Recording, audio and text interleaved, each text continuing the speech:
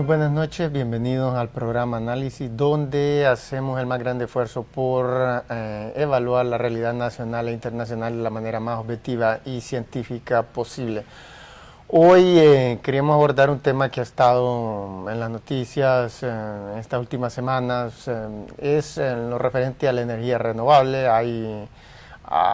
Antier creo que hubo un debate en el Congreso y pasó la primera votación sobre los proyectos, creo que se aprobaron todos menos uno, y era aproximadamente creo que 47 proyectos y sobre energía renovable para que Honduras pueda diversificar su generación de electricidad, porque actualmente el 70%, la gran mayoría, es generada con búnker, y eso representa una serie de problemas, como el ser que la materia prima para generar electricidad de la forma tiene que importarse. El precio fluctúa mucho en función del petróleo, del precio del petróleo, y además tiene otros problemas. Pero hoy tenemos con nosotros al ingeniero Hugo Arévalo, quien es un directivo de la Asociación de Pequeños Productores de Energía Renovable, y lo hemos invitado precisamente para esclarecer ciertos puntos. Muy buenas noches, ingeniero. Buenas noches, muchas gracias por invitarnos. Sí, fíjese, lo primero que queríamos, eran 47, aprobaron 46, así es, el Congreso. Sí, en la licitación participaron y ofertaron 50 empresas. De esas 50 fueron adjudicadas 43, pero 7 de las que no fueron adjudicadas se fueron con la contratación directa que establece la ley a través de un PPA, un contrato de suministro con la ENE. Entonces se están aprobando los 43 de la licitación y 4 que no fueron adjudicados, pero están siendo contratados de manera directa. ¿Cuántos de esos proyectos son de orden hidroeléctrico, de los 47? La mayor parte, no le 42, porque yo hablé con la presidenta precisamente ayer y ya me dijo que 42, no sé si... Hay 2 de cogeneración, hay 3 de biomasa, hay un eólico, hay un geotérmico, hay 6 de los 41, entonces. 41.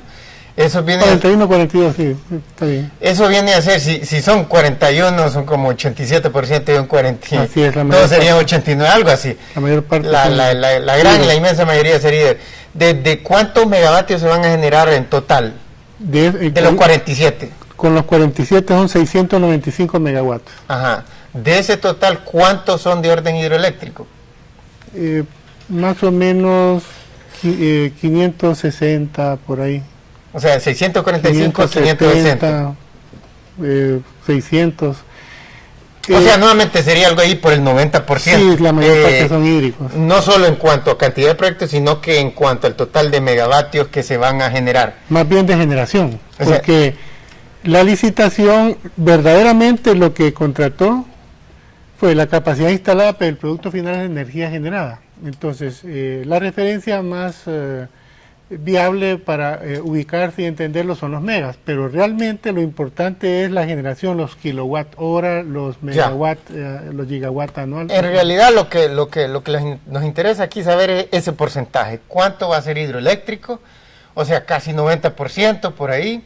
Sí. Y uno de los motivos por el cual el búnker representa un gran problema, aparte de los que ya conocemos, es que contribuye enormemente al cambio climático, porque pues es un hidrocarburo que cuando se quema emite dióxido de carbono, que es uno de los gases invernaderos, y esta situación extrema, de violencia extrema que estamos padeciendo y sufriendo en este momento todo el país, inundación extrema, Pakistán acaba de ver las inundaciones más graves de toda su historia, todo el mundo, 1/5 de todo su territorio está inundado.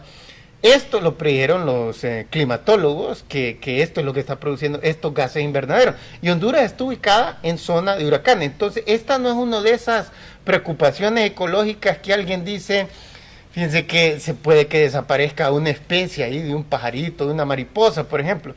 Y alguien dice, pero ¿cómo vamos a tener empleo para cientos o miles de personas por una cosa, por una mariposa? Bueno, pero aquí estamos hablando de algo mucho más grave. Por ejemplo, el último huracán que azotó Honduras, el Mitch, mató como a 12,000 personas y dejó damnificados a más de 250,000.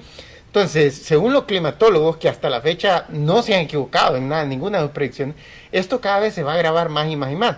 De tal forma que eventualmente nos va a volver a golpear un huracán, probablemente más fuerte que el Mitch. Entonces, Honduras, aunque si Honduras reduce completamente sus emisiones de dióxido de carbono, no va a cambiar mayor cosa la producción mundial, pero Honduras tiene que contribuir. Porque si nadie contribuye, todos vamos a terminar con los polos deshelados y completamente todas las costas inundadas. Entonces, eso es uno de los problemas que tiene el búnker, uno de los graves problemas.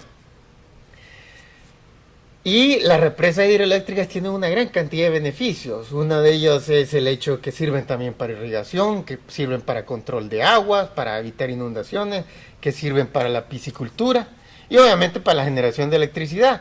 Y está esa ventaja de que no hay que comprar nada del exterior, no se van las divisas, etcétera. Importaciones. Sí. Pero hay un problema. A partir de hace como 10 años aparecieron unos estudios que muestran que las represas hidroeléctricas también generan cambio climático porque generan metano. O sea, si una represa hidroeléctrica se construye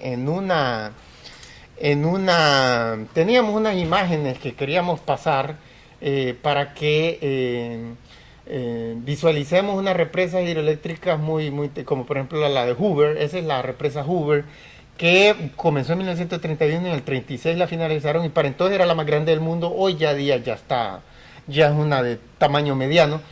Pues esa se construyó en la línea divisoria del estado de Nevada y Arizona, y ahí es puro desierto, como podemos ver de lejos. Entonces, cuando ahí se inunda, no hay ningún problema. Pero cuando se crea una represa, esa todavía es la Hoover. Ahora miramos la represa de Itaipú, en la frontera entre Paraguay y Brasil. Y es la próxima foto. En este momento la Itaipú es la más grande del mundo en cuanto a generación de electricidad. Pero está también las Tres Gargantas en Pero China. esa todavía no está generando tantos megavatios como la Itaipú. Eventualmente va a llegar, pero todavía no. Ahorita este es el líder mundial en cuanto a generación. En cuanto a tamaño es la Tres Gargantas.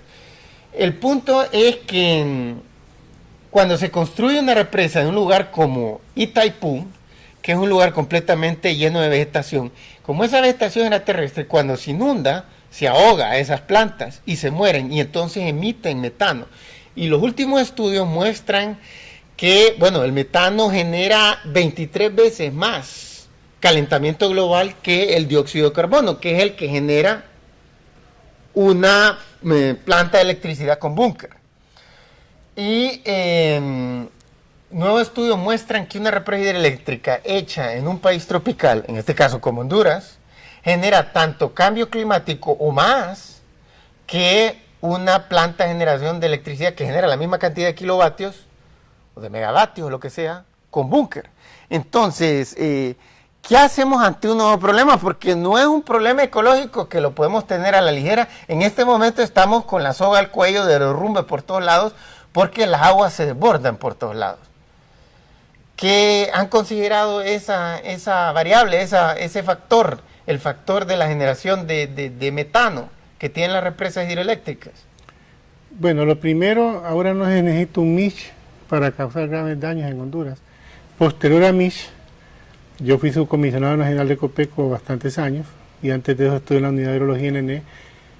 Ahora, un frente frío, un sistema de baja presión, le puede causar muchos daños en una zona iguales o peores que los que causó en esa zona el huracán Mitch.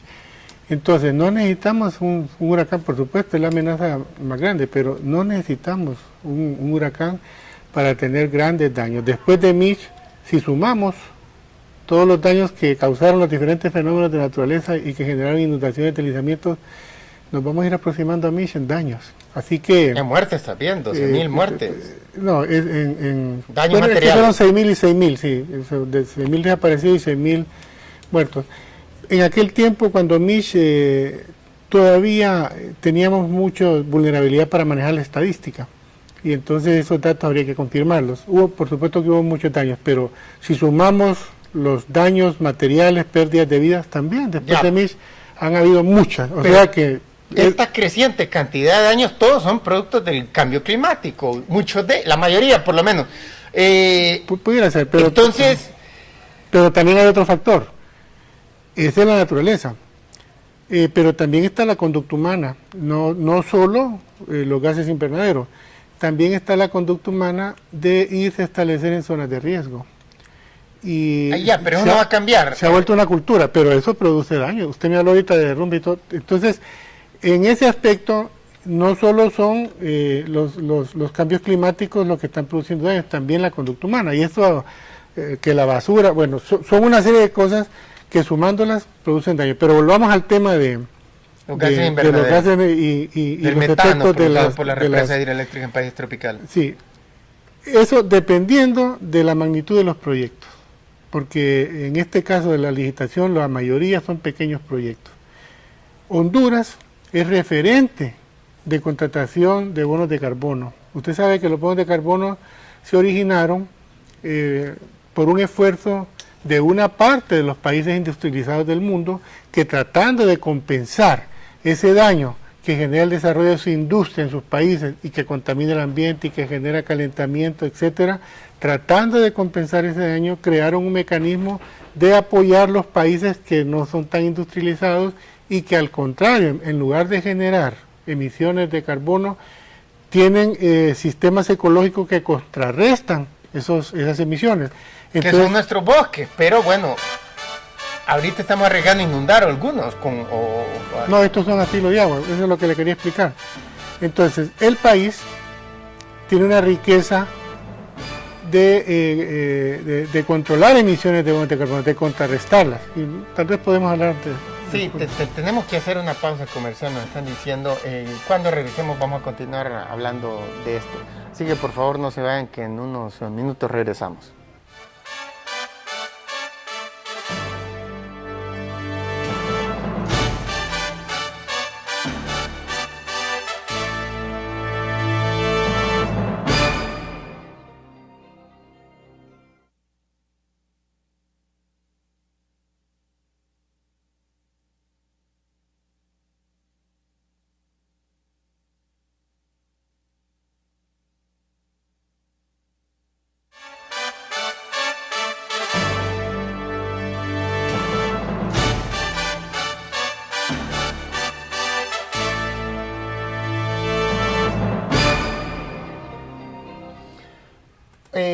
Estábamos hablando de este problema de los gases invernaderos, que es una cosa muy grave.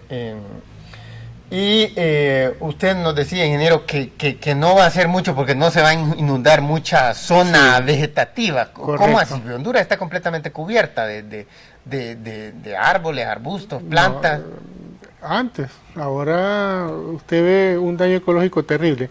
La mayor parte de los proyectos que resultaron de la licitación y que son con generación hídrica son a filo de agua. ¿Qué significa esto? Que no se represa el agua. El agua llega, hay una pequeña cortina únicamente para el control de la toma y no se embalsa, sino que la que se va a generar pasa a un sistema desarenador y un canal, y luego el caudal ecológico, para que el río no se seque, continúa. Esas son la mayoría de estos proyectos APER.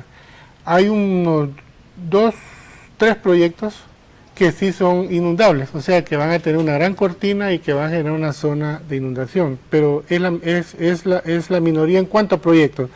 En cuanto a generación, sí vendrían siendo como un 40% un 30% o un 40% del total considerable, una cifra considerable. Son grandes, son 150, 186, 226 megawatts corresponden a estos grandes proyectos. O sea, eso sí van a contribuir, sí van a generar metano, evidentemente, porque dependiendo de cómo manejen la inundación.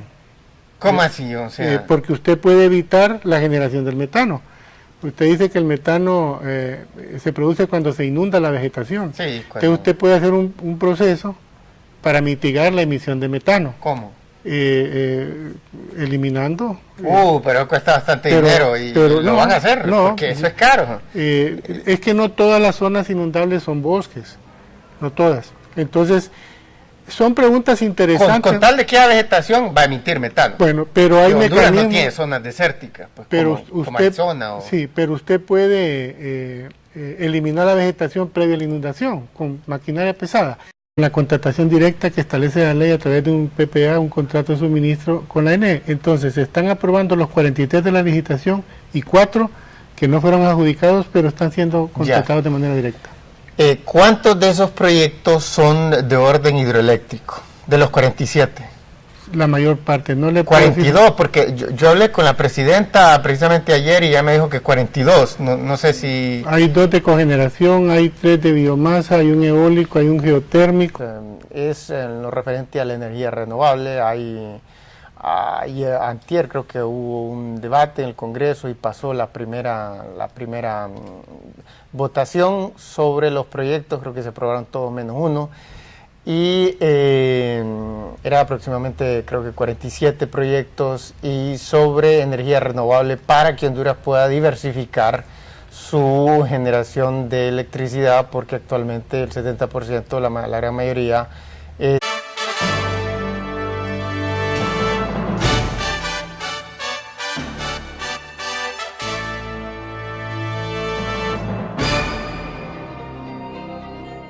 Muy buenas noches, bienvenidos al programa Análisis, donde hacemos el más grande esfuerzo por evaluar la realidad nacional e internacional de la manera más objetiva y científica posible. Hoy queríamos abordar un tema que ha estado en las noticias en estas últimas semanas, y lo hemos invitado precisamente para esclarecer ciertos puntos. Muy buenas noches, ingeniero. Buenas noches, muchas gracias por invitarnos. Sí, fíjese, lo primero que queríamos, eran 47, aprobaron 46, así es, el Congreso. Sí, en la licitación participaron y ofertaron 50 empresas. De esas 50 fueron adjudicadas 43, pero 7 de las que no fueron adjudicadas se fueron generada con búnker, y eso representa una serie de problemas. Como el ser que es la materia prima para generar electricidad de la forma tiene que importarse, el precio fluctúa mucho en función del petróleo, del precio del petróleo, y además tiene otros problemas. Pero hoy tenemos con nosotros al ingeniero Hugo Arevalo, quien es un directivo de la Asociación de Pequeños Productores de Energía Renovable.